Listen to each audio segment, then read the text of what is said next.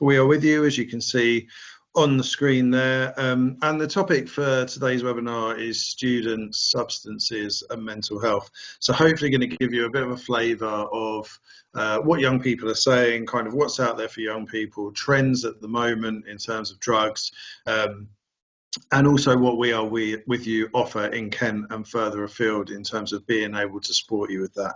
I'll kind of just say now that there's no silver bullet to this. It's a very hard area to work in. I'm going to speak a little bit about why safeguarding kind of makes that a bit of an issue with working with students in particular. I'm aware that today the vast majority, if not all, of people attending are from schools or colleges, or maybe a few from further education. And so we're going to kind of think about that as we go through, and hopefully you'll just go away with some food for thought, a better idea. And we've also got a chance for Q&A at the end, and then I believe there's going to be breakout rooms as well, should people want to stick around and ask any questions. You'd be more than welcome. So without further adu, we can start, I hope. Okay, so who are with you? We are with you, and who am I? So I've been working within drug support services for young people for the last 15 years, which hopefully gives me some credentials to be able to speak to you. I'm also a qualified social worker, so qualified around 5 years ago in COVID, so that kind of gives me that wider perspective, I guess. I'm one of the co-opted members of the ACMD, which is the Advisory Council on the Misuse of Drugs.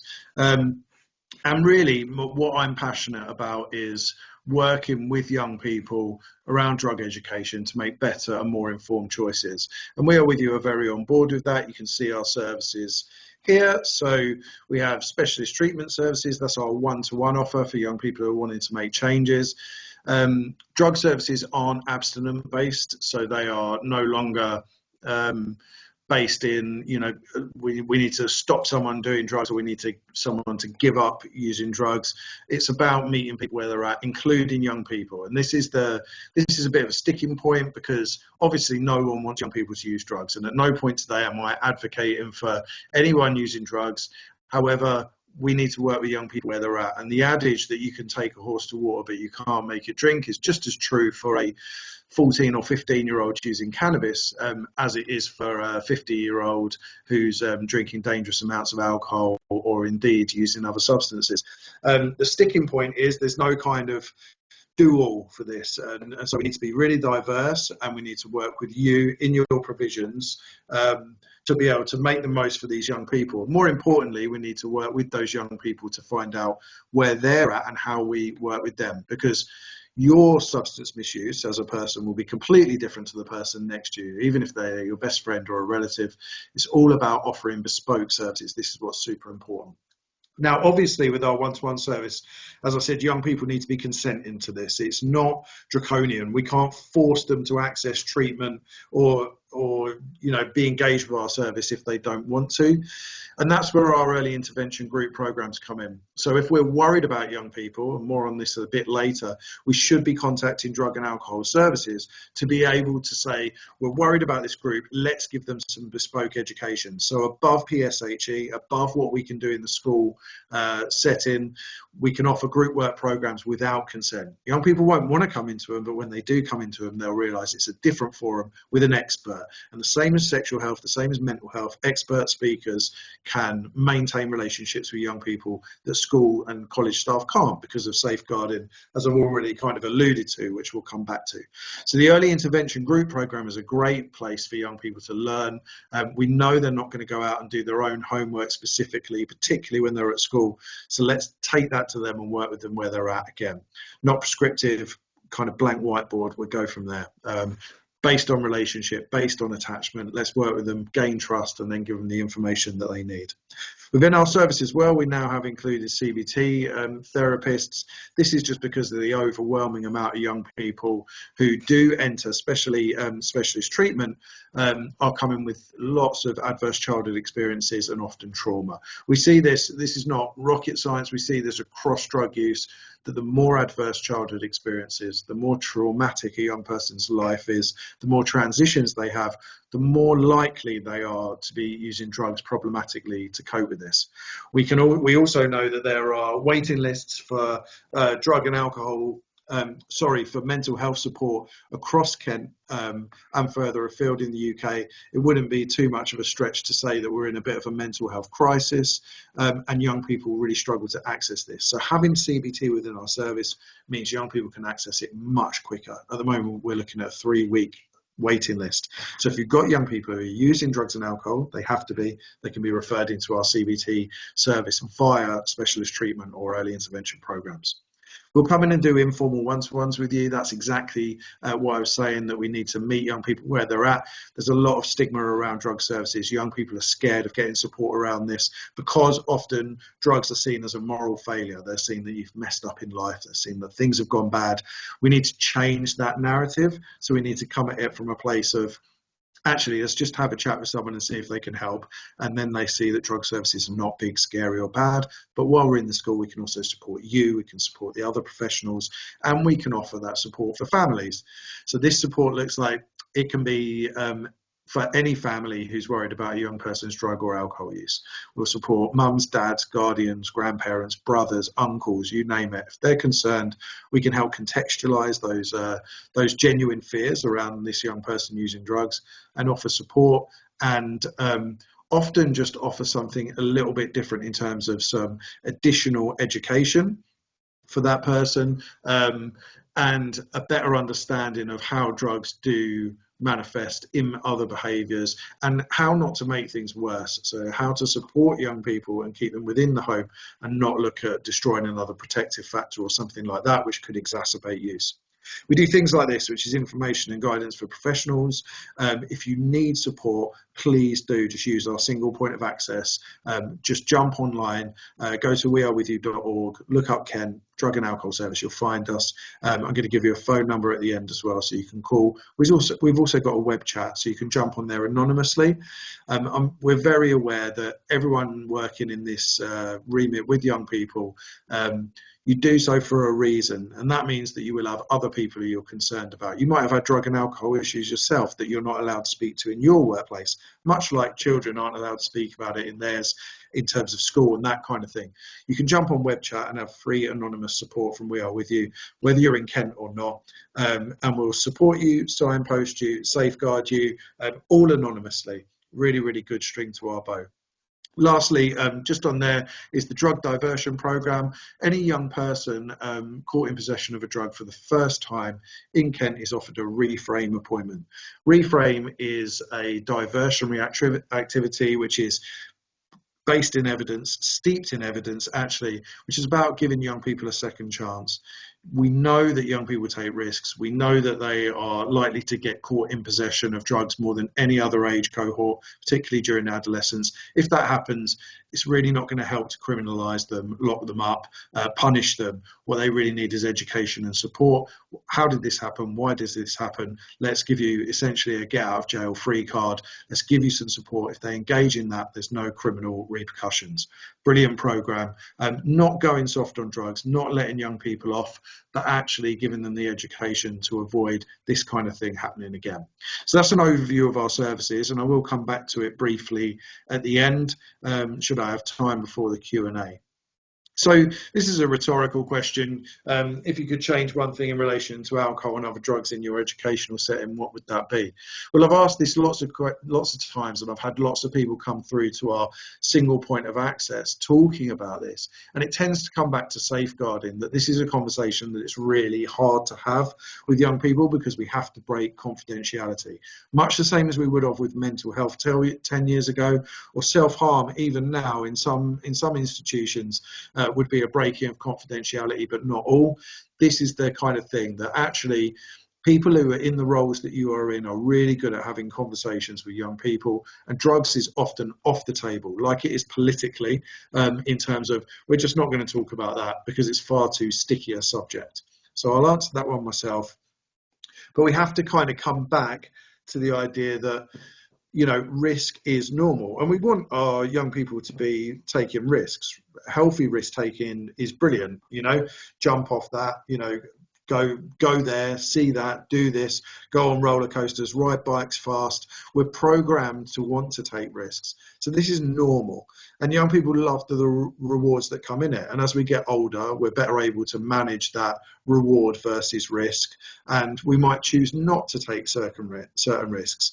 But what we know for young people is that the prefrontal cortex, the part of the brain which is kind of engaged with decision making, is not fully developed. So sometimes when they take risks and we say to them, why on earth have you done that?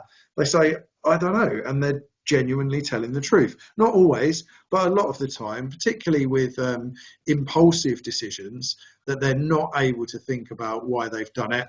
And often young people will find themselves in a situation where they are partaking in drugs or alcohol, and they never really planned to do it. It was just one of those things which kind of came up at a party, in a certain place, at a certain time, with a certain group, and they ended up doing it. So we need to kind of think and help them to be able to navigate these risks, but we also need to realise that we cannot completely protect young people from risk. And that is the sticky situation. That's the caught between a rock and a hard place. Of course, we want to safeguard children. We don't want any young people using drugs. However, we can't keep drugs out of prison. So we can't keep them out of schools, and we definitely can't keep them out of society, despite what Reagan and Nixon said almost 60 years ago about America being drug-free and the world being drug-free by 1980. Guess what? It didn't happen. Drugs are more available than ever. They're at an all-time high. So this idea of risk is something that we've got very good at managing, perhaps too good in terms of paperwork, risk assessments and red tape over the years. But with drugs, it's still a very difficult topic to navigate. So in terms of our ethos and where we come from on this, this is actually paraphrasing this quote on something that a young person said to me 3 or 4 months ago, when we were talking about how he had ended up in a room with me. And he basically said, you know, I got to the point where I was using drugs problematically, which for the record is really, really rare. 95% of young people will, of those who use drugs, will use a drug and it will be non-problematic. They won't have an issue with it. They'll use it at a certain time and move on with their life. But for this young man, what he said to me was, you know, I got to the point where I was really struggling, and I turned to the people who I trust the most, which was the teachers within his school, and pretty much his life turned upside down, so due to safeguarding processes, due to those people trying to protect him in some ways. The information was shared really widely. And as a result, he became stigmatized. He then became excluded from school, and his life took a real downward turn. So we thought, like, that is really what we're about, is offering safe spaces, confidential spaces for young people to be able to tell the truth. And when they do that, our safeguarding is considering whether or not sharing that information would be iatrogenic, like whether it would do more harm than good. But if we can give them a safe space to talk about what's going on for them and the reasons behind their substance use, that comes from an evidence base and is, like, again, like rooted in being non-judgmental and confidential, as long as they're Fraser competent, in the same way that we would do around sexual behaviour or indeed mental health, then this gives a young person an opportunity, the main opportunity being to remain within the protective factor, which is their school. So if we can safeguard this for you, you know, what this is going to mean is that we don't add another adverse childhood experience for a young person, i.e.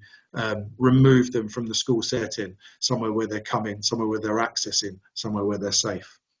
So this is a version of our ethos. So how many young people do actually use drugs? Well, the data on this is pretty thin.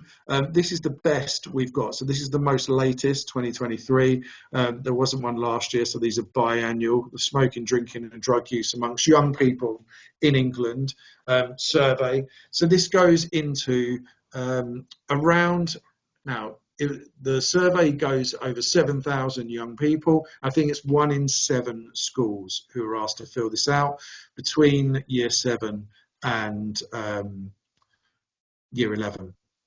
So it's quite a big data sample. We'd love more because we know that this changes vastly in terms of geographical area. The more young people we speak to about drugs, the better idea we have what's going on. It's fair to say that we are always chasing our tail in terms of the intel that young people can give us. That's because they're really scared to talk about this. So this is a confidential survey. And you can see here that around 30%, so I think it's 33% of 15-year-olds who were surveyed in 1 in 7 schools across the UK said that they tried an illegal drug in the past 12 months. So you can kind of glean from this straight away that if this survey is turning up on a desk in a school and young people are being told this is confidential and they're filling it out, we can almost certainly guess that some young people will not fill this out based on a fear of some kind of reprisal in connection to the stigma around drugs. So it's almost certainly more young people than this. Now, this could just be that they've tried a drug once, but even so, it's quite an alarming statistic when we think that it could be much more than this. The split between boys and girls is pretty even, as you could see. It's been like that for maybe the last 5 or 6 years. Prior to that, boys were using more drugs, girls were using more alcohol. However, in recent surveys across America with high school children, American teenager girls are now using more cannabis than boys. So these things fluctuate, but again, data, we have to take it with a pinch of salt because we're not surveying all children and we don't know how much they're telling us the truth. But what we can see here between 11 and 15 is that this prevalence of access to and using illegal drugs does increase with age, as we'd expect. And also, just a side note here, that the risks appear to be, from this data, exacerbated if young people identify as something other than male and female. So we know that this is potentially a high-risk group, but something else to be looking to. So if we've got behaviours that we're concerned about at 11 or 12 or 13 years, this is a really good opportunity to implement early intervention, as I was saying earlier. These young people aren't going to need a treatment service, but if they're out and about, they may well need someone to kind of steer them in the right direction. Now, on this is talking more about what drugs young people are using. So from cannabis on the left, volatile substances, which is gases, glues, and that kind of thing, nitrous oxide, class A drugs, and then new psychoactive substances. So anything that would be considered a legal high, as they were known. So on the right-hand side, to start off with, just this kind of awareness, really, from our point of view as professionals, but also in terms of righting the wrongs of young people's beliefs, is that alcohol is ingrained into our whole society, right across the board. The new face of Stella Artois is David Beckham, the most squeaky clean professional sportsman of intergenerations in the UK. He's now sponsoring and advertising Stella Artois, previously known as Wife Beater, right? Something which is just indicative, really, of how we're just skimming over the harms of alcohol. Alcohol kills more than all the other drugs put together.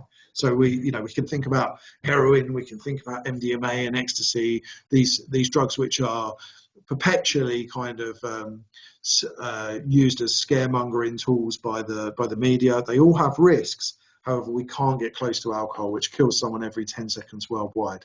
So this note is just about thinking about our messaging around that from a school perspective, from a college perspective. What are we role modelling? How much time are we spending focusing on alcohol, being that it's the most used substance, but also the one which causes most harm to the individual and also to society. So coming down to the bottom here, this is an interesting kind of take home, I think, from the data, that in terms of first use of drug, cannabis there is the first drug of choice for 80% of 15-year-olds. So essentially, if we can keep young people safe until they're 15, the drug that they're first going to experiment with is cannabis. Now, cannabis is obviously less harmful than many drugs, not harmless at all. Lots and lots of education needed there, particularly given the wide variety of cannabis products that are now on the market. So you'll probably have heard of the edible market, which has expanded over the last 5 years. Cannabis in sweets, in cakes, in anything you can think of, essentially, but also THC vapes, which I'm sure you will have come across within your roles. So THC being the component of cannabis that gets you high, put into vape form, often substituted with something like spice from nefarious dealers, so synthetic cannabinoids. So lots of issues around that. However, this is much easier to navigate at 15 years old than it is younger. Now, what we find is that you can see on the left there that nearly 70% of 11-year-olds, their first drug of choice is volatile substances. So this is aerosols, butane, lighter fuel, very, very, very dangerous substance. So not something that is comparable to the other drugs at all.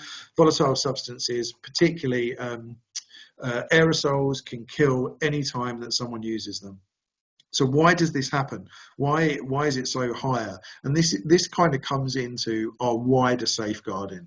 So not the fact that young people are going out seeking this, but maybe that young people are left unsupervised, or that they are really, really clamped down on, so they're not able to go out and take those normal risks, in inverted commas, that we were talking about earlier.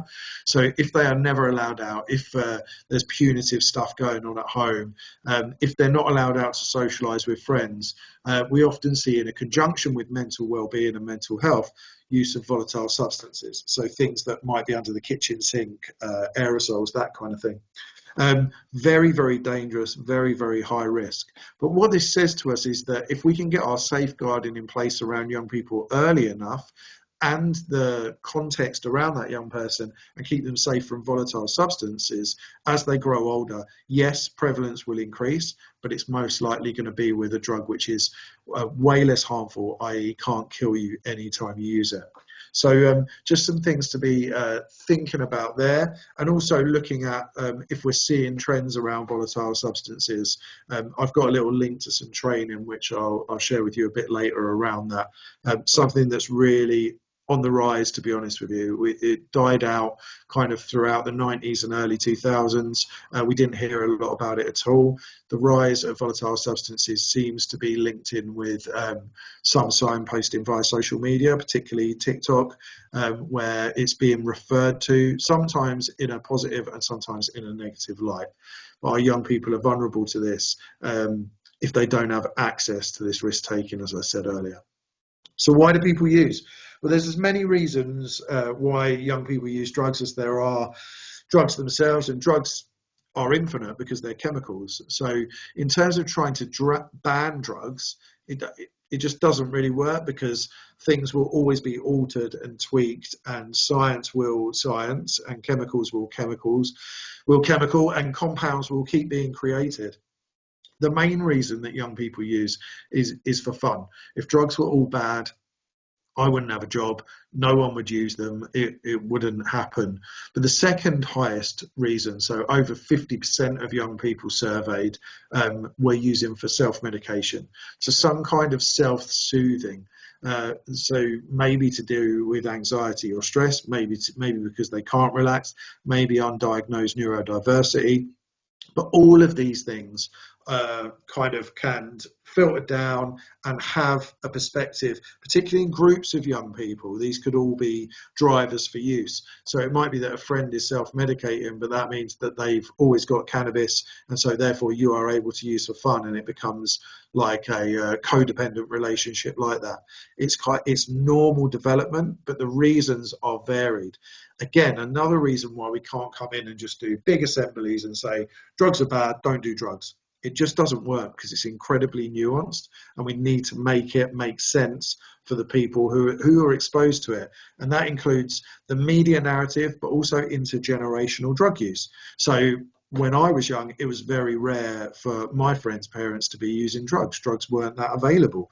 Now we have several generations of young people who've seen grandparents, parents, and others using substances. So things have really, really changed, and for that we need to adapt, and that's what's not really happened over the last 10 years.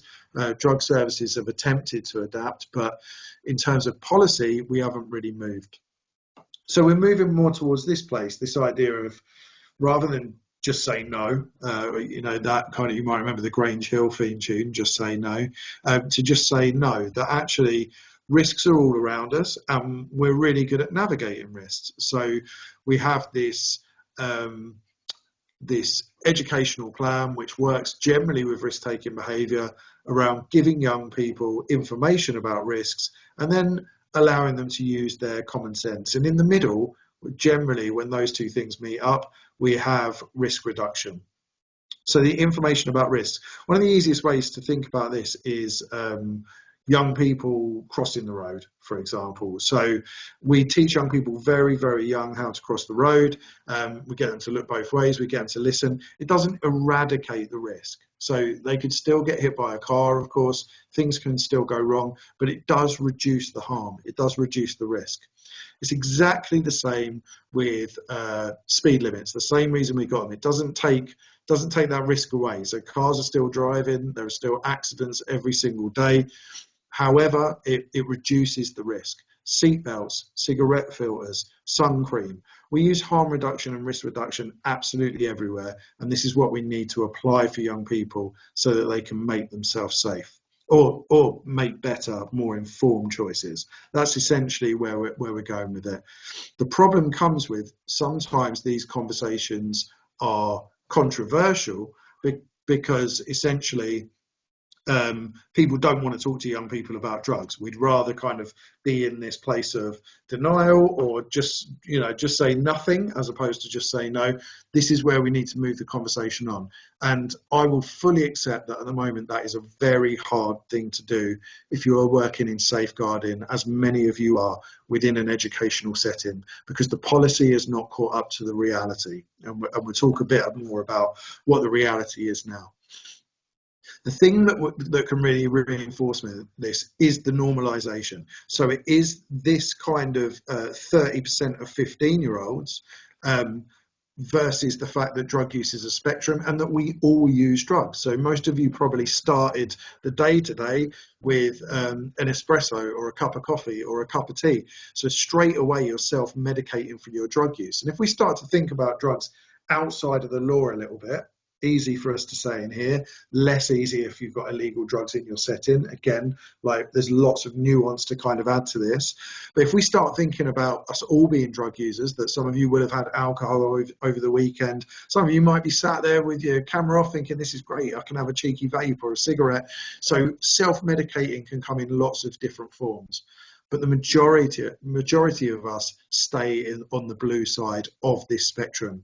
Things tend to change between these stages when our young people have adversity in their life or when things go wrong or in transition. So when we're more nervous, when we're more stressed, these kind of things can really change it. But whatever drug it is, we are always thinking about the relationship to the drug and the context. And these things are crucial, that people aren't just bad because they use a drug, that it's all about kind of why that is happening, where that is happening, and what is their relationship to it.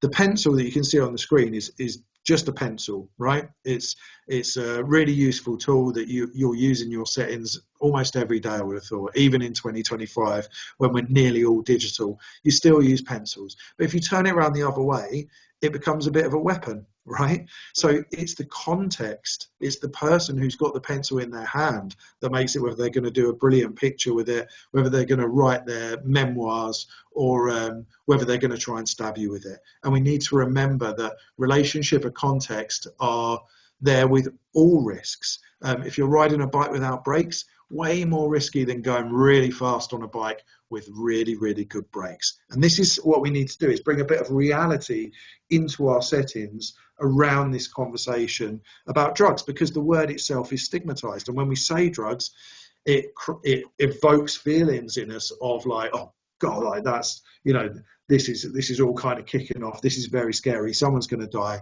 And we're right to have those concerns, but we need to pause for thought. And that's where a drug service can help you.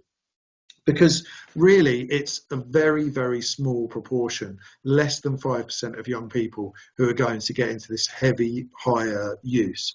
And addiction is a bit of a loaded phrase. It's very hard to kind of explain addiction. That would maybe take an hour on its own. But we can think of it as filling a void, so filling a gap in a person's life. So where there is deficit, addiction can fill it. And we also have to remember that addiction, again, stigmatized word, but people will feel this with anything. They'll feel it with vapes. They'll fill it with, browsing through social media or on your phone. All of these things, stealing, exercise, we can get addicted to anything. It doesn't make us a bad person. That's the war on drug narrative, is that these plants, these substances have made you a terrible person. That's not what's happening here. What's happening is we need to find our way back to the gap and the deficit and try and repair or rework or turn that round and look at the relationship and the context so that we are able to support that person, because no one goes out to get addicted to drugs. And if you're a smoker or a vapor, you will have never woken up one day and gone, I know what would be really useful. I want to spend £20 a day on cigarettes. It doesn't happen like that. It happens because there is a gap that needs filling. So this is an empathetic kind of view on what the media and the government in particular, I'm not going to get on my soapbox, I promise, but it's this idea that actually we should look down and punch down on people who are suffering with these behaviours. Well, I'm talking a lot about drugs, but when we're thinking about mental health, a drug is anything which changes the way you think or feel. So the opposite of a negative relationship with a drug is a positive relationship with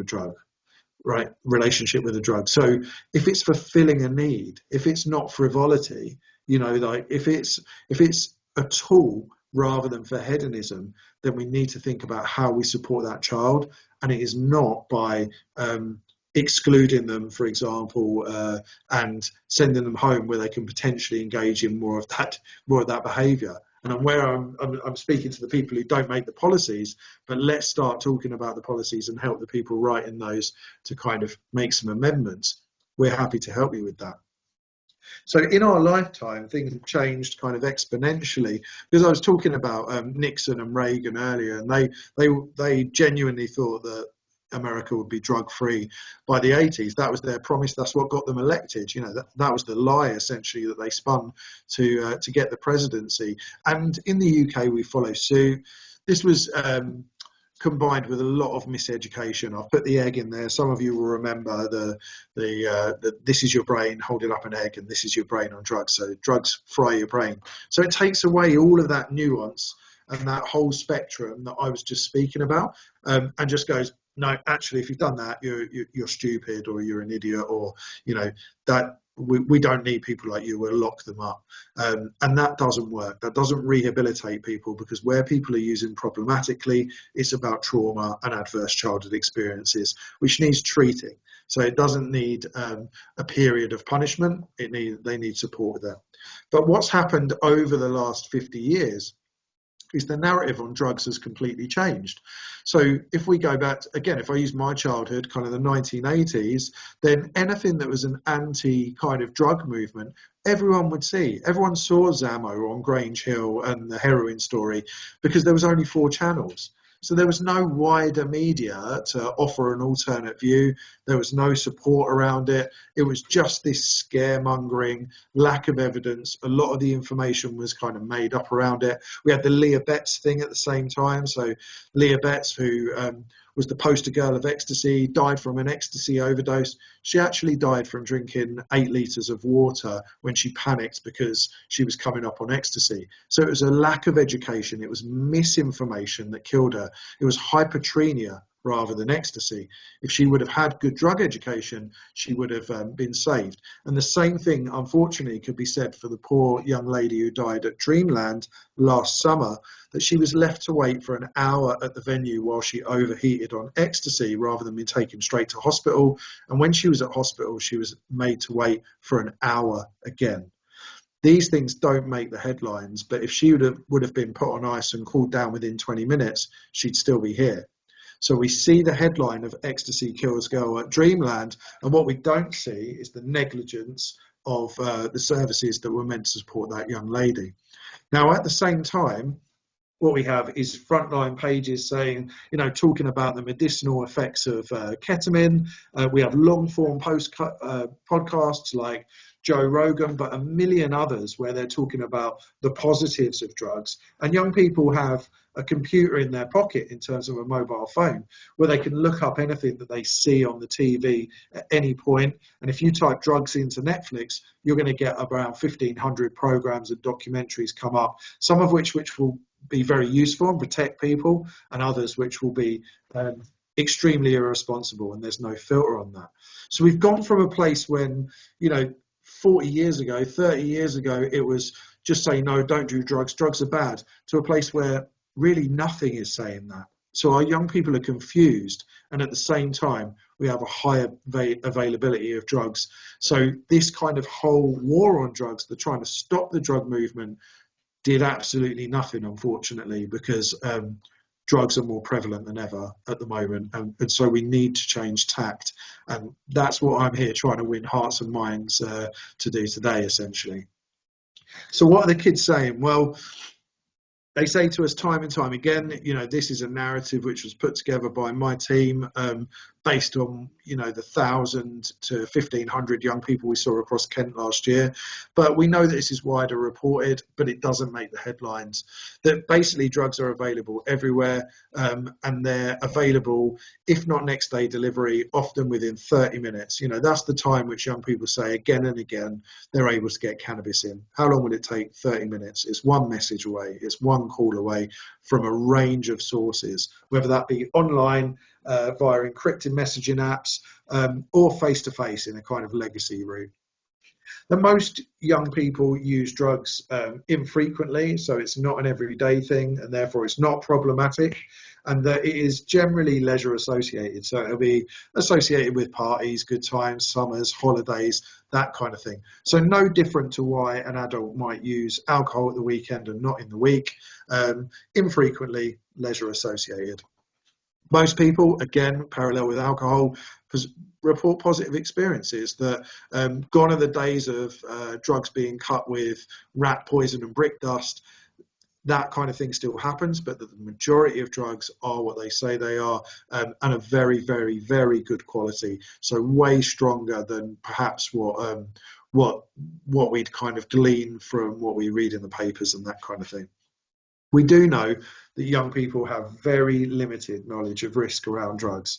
So I think with a saturation of media, or just one or two outlets that they are, in quote marks, learning from, that it becomes very, very confusing. And also that whereas 30 years ago maybe there was 4 or 5 mainstream drugs available most of the time, now there are all the drugs, pretty much unlimited drugs available. So when young people are getting a little bit of information from here or there from a program, or potentially backed up by PSHE in school, but not always, even though it's mandatory, that knowledge becomes confused, and that if someone is confident, their word will often be taken over listening and doing some of their own research. We do know that young people do know that drugs are risky, because adults like us are always saying to them, we need to talk about drugs because they are dangerous, not because they aren't. But this idea of bonding, self-discovery, being part of a group, belonging, and also coping in line with kind of our mental health conversation today, overweighs kind of these risks for a lot of young people. In treatment, in drug services, what we see is generally young people are becoming dependent and experiencing problem with alcohol and cannabis, the two most mainstream drugs, and that doesn't change. But we are seeing a proliferation of other drugs. Obviously, vaping is high on the agenda. Snus, that you can see in the picture there, the nicotine pouches, are also making an appearance. Edibles, we've seen a big comeback. Pre-rolls and THC vapes. So again, this is just adaptations. This is just drug businesses kind of thinking, how can we make more money out of this? Well, if we just sell weed in a bag, lots of people can't roll, particularly children. So if we sell it already rolled and ready to go, will we get more business? Well, yeah, you will. Exactly the same as if you're selling edibles. We have health conscious young people. Lots of our teenagers will want to go to the gym and kind of keep fit. So they don't want to be smoking big fat joints, or even vaping, but they will potentially eat an edible or something like that. So this diversification of product and an ability to kind of manufacture this with 3D printing, with all kinds of scientific technology to be able to make these products to a good, not so good or bad standard, but generally good, has kind of risen up alongside a digital revolution, which is just like anything else, drugs went digital. So people didn't want to leave their houses. And a lot of this happened in COVID when people couldn't, but we had things like Amazon Prime. If I'd have described Amazon Prime to you 10 years ago, you'd have laughed that you could order something this morning and get it this afternoon, pretty much anything, or that it would be next day delivery. But while we were all kind of doing that, the drug market just adapted and changed on its own as well. And this became an expectation of drug users that you could get things next day delivery. Now, the key thing here is that with alcohol, we need an adult to be buying this. But with drugs, dealers don't ask for ID. So our policy does not protect children from buying drugs. And if we find a dealer who's willing to sell, then they will sell to young people. One of the biggest changes we've seen is in encrypted messaging apps like Telegram. So Telegram has got over 1 billion users. So many people signed up to it, and on that is essentially a free market for drugs. Encrypted means that basically the keys that are needed to see where the message is coming from and where it's being sent to and who those people are hidden from sight, generally speaking, via a secret chat option. So if you go onto Telegram, which is perfectly legal, this is the bit at the top there is taken from my iPad where I downloaded it to have a look. Then you can access these menus. So basically any drug that you can think of. You've probably heard about the rise in ketamine. You can see from the central picture there that if you're buying ketamine from Telegram at the moment, this screenshot was taken last week. So you can see that if you're buying 10 grams of ketamine, it comes down to as little as £6 per gram. So if a young person has got £60, they can go onto Telegram, they can pay via bank transfer or crypto, so like Bitcoin and that kind of thing, and it will be next day delivered. The fast and secure shipping, you're sent a receipt from the post office of where your order is. You can track your order just like you would Amazon, and it will be there the next morning. So you might think, well, like, why aren't people getting ripped off? Well, they're not getting ripped off because drug dealers aren't in it for one-off sales. The people who are running these channels, and this ketamine one had around 9,000 active users on it when I looked last week. The people who are running them want those people to come back. This is big business and it's very, very hard to police. It's where the majority of our substances come from. So pretty scary stuff. Now, when we think about social media and things like that, I often get asked about slang. I got asked about emojis, but really that's coming from this idea where we were here of this war on drugs. It's this idea that actually we need to catch people and we need to catch them out. If we're trying to look over kids' shoulders to see if they're using certain emojis, then we're not going to get anywhere. We need to be having conversations about apps like this and informing young people just how dangerous they can be, how worrying they can be. And that's where you need experts to be able to do that. Because otherwise, it's a very clunky conversation and it can do more harm than good. So we absolutely need to be thinking about how we can support our young people by introducing professionals who can help them navigate this space and warn them actually that these early indicators that we're seeing around 12, 13, 14, that could lead to these wider harms of the downloading applications like this. Never work with kids or pets. Sorry, just had to let the dog out. Okay, so you can have an idea. This shows you an idea of the general drugs that we're seeing amongst young people at the moment. Drugs like methadone, for example, or MCAT, as you might have heard of it in the press, from 2012, 2014 have made a comeback just because of Telegram, because they're available, because they're easy to make. And this generation of young people don't have any experience with it, so they may well try it. We've seen the rise of ketamine benzodiazepines and over-the-counter medicines.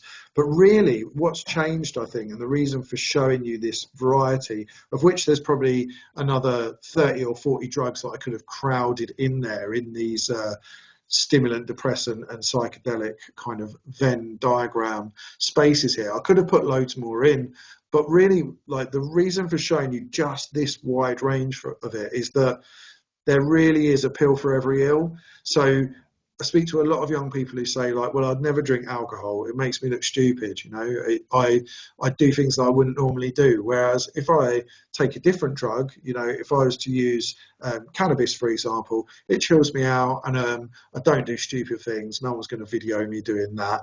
But also, we're talking about undiagnosed neurodiversity like we did earlier. So ADHD assessments between 4 and 5 years at the moment in terms of waiting list.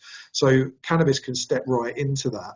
People with undiagnosed pain or being pushed back from pain clinics or not being able to get GP appointments, all of these things, with key ones being around mental health, depression, anxiety. So if we're reading front page news that ketamine cures depression, and Elon Musk is talking about his ketamine-induced therapy, then really asking a young person to wait 18 weeks to be seen by a mental health service to tell them that they may or may not have depression is a bit of an ask. So what we find is that this is a whole area where a quick Google can take you down self-medicating roads with a dealer who's able to deliver to you next day. Some, you know, it's not just young people, but also adults could be desperate enough to kind of try an ulterior motive.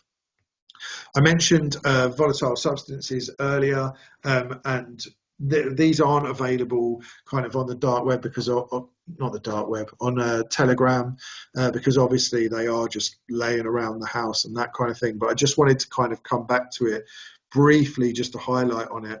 The most dangerous thing about this is sudden sniffing death syndrome, which is where essentially oxygen can't get out because it's blocked by particles from the gas, and that's how people essentially get into asphyxiation and they can die. Quick kind of side note on this, if you do come across anyone who is using volatile substances to get high, the important thing is to remain very, very calm. Startling young people or surges of adrenaline when you are using this as a drug can cause heart murmurs, the heart to go into arrhythmia, and can cause sudden onset kind of heart failure as well. So staying calm, but also thinking about spotting the signs around this.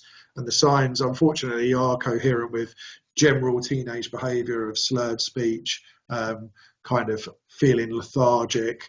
But if young people are particularly smelling of deodorants all the time or appear to be buying a lot, certainly if there are cans around their room or kind of where they reside, this should be setting off alarm bells. Also sores around the mouth where they might be inhaling.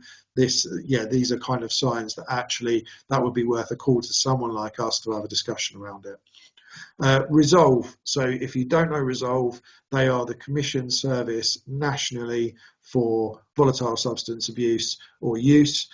They will give you and your colleagues a free 3-hour training or a training package, whichever one you prefer, online or face-to-face.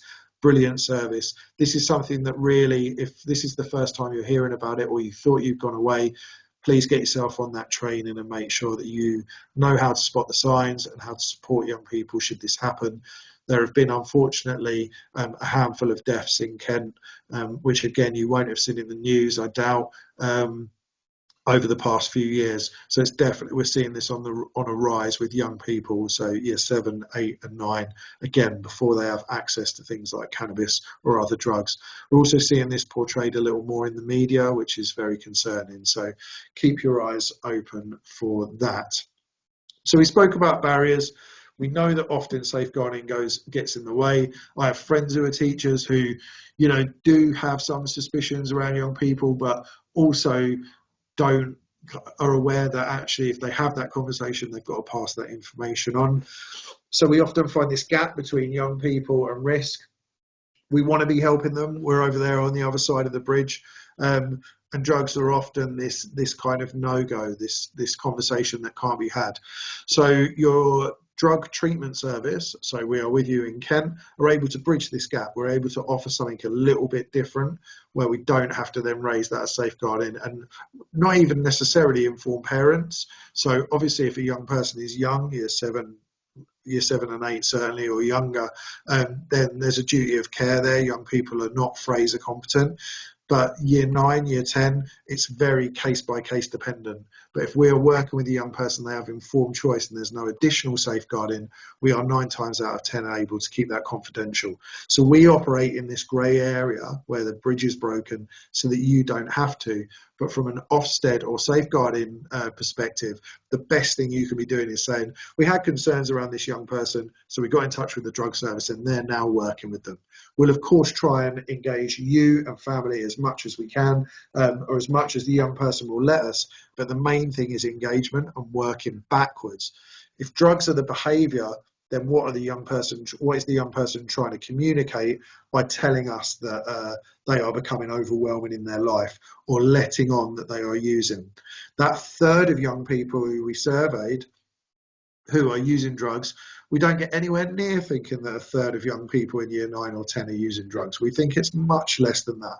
And that's because if young people are letting us know, or if it's taking over their life, costing them more than money, i.e. relationships, education, etc., then really young people want us to know. It's the same as other risk, as in they'd like a boundary around it and they are letting on that they're doing it because they are unsafe. So if a young person does speak to you around it, we can start thinking about this as a disclosure. And what's really important is kind of heading this up with, listen, I think I know what you're going to speak to me about. Just bear in mind that if you do speak to me about this, this is what I've got to do with that information. However, I can speak to a drug service. I can get them in. I can get my mate Nick in, or whoever is your local worker, and they can speak to you about this, and I don't even have to know. That keeps you safe, it keeps them safe, it ticks a box for the local authority, and you can be assured that we will be working with them to try and inform parents and keep them as safe as possible, and that if they are not safe, we will break confidentiality in order to keep them safe. But we do need to think whether or not our general safeguarding, that is our go-to around drugs, is iatrogenic. Like, does it do more harm than good? Does it ruin that relationship with them? Does it mean that they are excluded from school and we add another adverse childhood experience, or we take away their routine? You know, are we talking about past use that actually we can start working with trauma, or are we talking about something that is happening today? You know, it's very different if young people are carrying drugs, or if they've got drugs in school, or if they're high. There's all kinds of caveats to this. But with drugs, often what we find is that we're being pulled away from remaining child-centred. So this is super important, and I'm happy to have follow-up conversations, take questions around it, etc., or come out and speak to you in your settings about this. Because what we need to think about really is, particularly in terms of accessing drugs online, but also face-to-face, is like this autonomy versus prevention. We can't lock up our kids, the same as we can't lock up all adults that use drugs. So it is about giving them the tools to navigate this risk. Like we said earlier, cars kill people every day, but we're not trying to ban cars. We know that all of these things down the bottom here, e-cigarettes, alcohol, not coming to school, that these are all indicators that a young person could be using drugs. Could be, not definitely, but they could. So if we're seeing this, one of the best things we can do is early intervention. We can do, the reason why you've come on today is about kind of not letting things get worse. If we intervene here, we can often stop or limit drug use moving forward.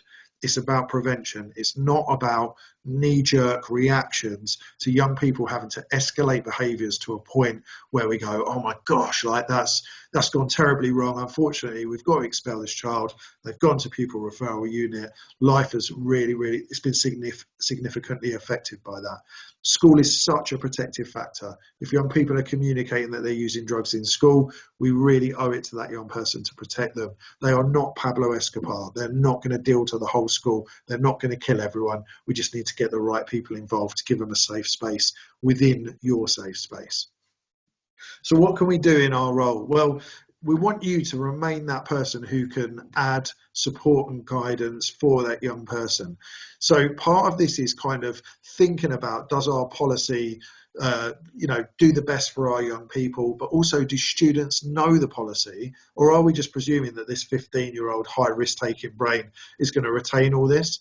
Something that I really advocate for is at the start of every year group, going through policy again, telling young people what will happen if they bring drugs to school, but also telling them that there is a support service, just like we would with sexual health or mental health, that there is a support service there who will look after them, where we can bypass school. The school don't need to know, but look, you can go to these people. These people are in our school. They're available for you. Come and speak to them if you need to. Young people will access it when it is given to them. Reminding young people explicitly of confidentiality, like we said earlier, and accessing things like this. If you need follow-ups from this, if you need more training, if you need advice, if you need case formulation, let me know. Come through on our single point of access. We'll be happy to help. We've got a big team in Kent. We are well served, but we have to remember that drug-related deaths are at an all-time high, and they continue to rise year on year. So something needs to change. If you are sat thinking this is untenable, it will never change, we need to, because it's costing lives, and that is something which is avoidable. We can avoid losing these young people. So we put conversations in ahead of this idea that young people can't speak, and that will overcome. It will give us more tools, it will give us more leverage, but most importantly, children will say, oh, that teacher, they're the one who put us in touch with Nick from We Are With You, or whoever the worker might be. We know that actually we can access support through that teacher now, rather than being the one that they spoke to and the lid came off. So early intervention, I've already spoken about it briefly. I know I've got a couple of minutes left. Education and prevention, it saves pounds and pounds and pounds, so much money. We know this across the board. Early intervention isn't about naughty kids. Often these are the kids who are the cool kids. They're high status students who you're worried about, who are making noises that actually they're not okay. Let's get them some support. We don't need their consent. You can just pull them out of maths and put them in a room, get them in there, and we will give them this confidential opportunity. We don't have young people leaving this group. But what we do have is when safeguarding comes up, they trust us with the information to tell you and manage the response. It works really, really well. What we're looking to do is not teach them what to think, but teach them how to think. We want to develop healthy coping mechanisms, build on that resilience, and have you enroll as supportive adults for them.